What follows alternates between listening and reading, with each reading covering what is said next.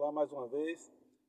No primeiro vídeo sobre a igreja verdadeira, quem é a igreja verdadeira, nós comentamos até o versículo 18 do Evangelho de Mateus, dizendo que, afirmando sobre quem está posta os alicerces da igreja verdadeira, né? É sobre Cristo.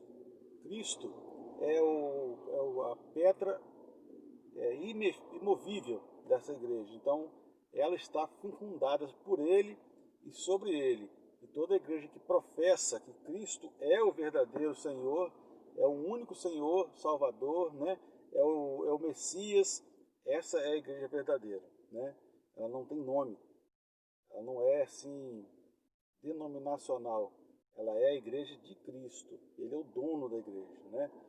E agora, na segunda parte, nós vamos falar do versículo 19, que diz assim: E eu te darei a chave do reino dos céus, e tudo quanto ligares na terra será ligado nos céus, e tudo que desligares na terra será desligado nos céus. Esse é um tema um pouco polêmico, mas que chave é essa? Quem é essa pessoa que tem essa autoridade de ligar e desligar alguém na terra? Notem bem, irmãos, que várias correntes dizem que Pedro tem essa autoridade. É ele que tem a chave dos céus. Isso seria meio incoerente com a palavra de Deus, que Pedro também vai ressuscitar, Pedro também vai ser julgado, porque a palavra de Deus ela diz que todos hão de ressuscitar, todos hão de ressurgir. E não há ponto nenhum na Bíblia que diz que Pedro é diferente dos outros. Aqui Jesus está usando um jogo de palavras. Ele acabou de afirmar aqui sobre quem estaria fundada a igreja, né?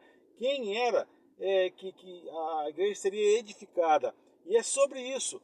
As chaves aqui, na minha modesta opinião, ela é sim, quem se ligar a Cristo na terra será ligado nos céus.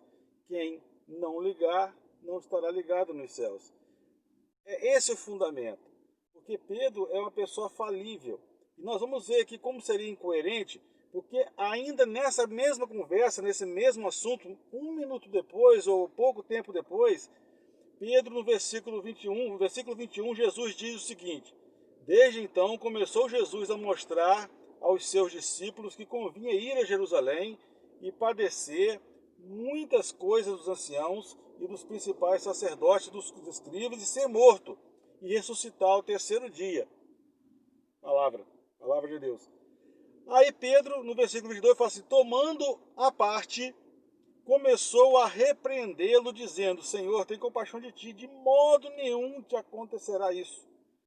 Ora, era para se cumprir as escrituras, Jesus estava dizendo, estava preparando eles para o que estava para acontecer. Agora, se Pedro, realmente a pessoa de Pedro tem as chaves dos céus, se ele tem as chaves dos céus para autorizar quem entra e quem sai, se ele é o guardião do portão celestial, como a gente já viu em muitas imagens de desenho animado até, né?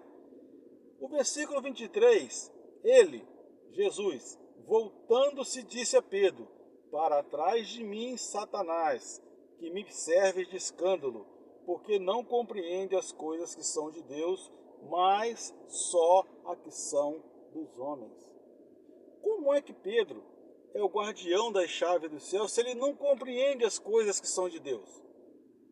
Pedro, irmão, só foi ser convertido de fato quando ele, depois de ter negado a Cristo, ele entra numa crise existencial muito grande. Ele chora muito. E ele diz em João 21, vou pescar. Aí ele desistiu do ministério apostólico porque ele se achou, e eu me ponho no lugar dele. Viver o que ele viveu, passar com Jesus o que ele passou, percorrer com Jesus o que ele percorreu, conhecer Jesus como ele conheceu. E depois, quando Jesus está sendo julgado, ele negá-lo 3 vezes. E certamente depois daquela olhada de Cristo para ele, com certeza ele caiu em si como filho pródigo. Ele disse, basta. E naquele momento que ele fala em João 21, eu vou pescar, ele desistiu do ministério. mas quando ele volta da sua pescaria, que não tinha pegado nada, quando ele conhece Jesus na praia, ele salta do barco, ele cinge depressa, pula do barco, porque ele estava pescando nu, né? Não sei porquê, mas quando ele encontra Jesus, Jesus o faz 3 perguntas para ele. Pedro, tu me amas? Sim, Senhor, eu te amo. De novo, Pedro, tu me amas? Sim, Senhor, eu te amo. E na terceira vez, Pedro, mas tu me amas? E ele respondeu triste.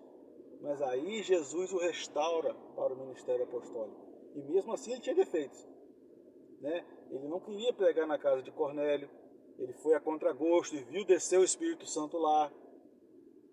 E em Gálatas 2, se eu não estou enganado, Paulo repreendeu ele face na face, porque ele tornou-se repreensível, porque sabendo, ele estava comendo com os gentios, mas quando ele soube que ia chegar alguém da parte de Tiago, ele dissimulou e começou a fingir, né? Coisa feia para um crente, né?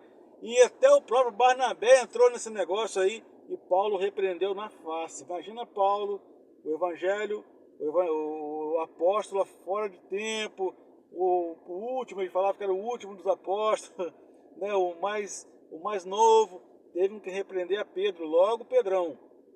Então nós vemos aqui um homem que Deus estava trabalhando na vida dele. E eu não tenho Pedro como uma má pessoa de forma nenhuma, mas como Deus tem misericórdia, como Jesus amava Pedro. Tanto é que Pedro é chamado de príncipe dos apóstolos. Ele era o líder. Agora, ele ser o responsável por ter das chaves do céu, não. A igreja verdadeira, ela tem em Cristo o verdadeiro detentor das chaves do céu.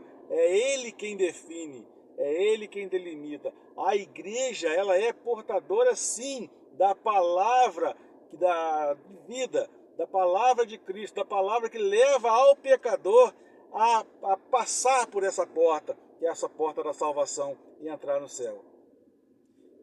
Que possamos ter essa palavra em nós, confiar somente em Cristo, em tudo em Cristo, porque Ele é o único Senhor, Ele é o único mediador, Ele é o único Salvador e Senhor de nossas vidas. Nem Pedro, nem João, nem José, nem o pastor, nem o padre, nem o reverendo, nem o apóstolo, ninguém é capaz de substituir a Jesus. Que ninguém tem esse poder de ter as chaves do céu. Que Deus nos abençoe e que nos guarde. E da próxima vai ter mais um vídeo a esse respeito. Fiquem todos com Deus.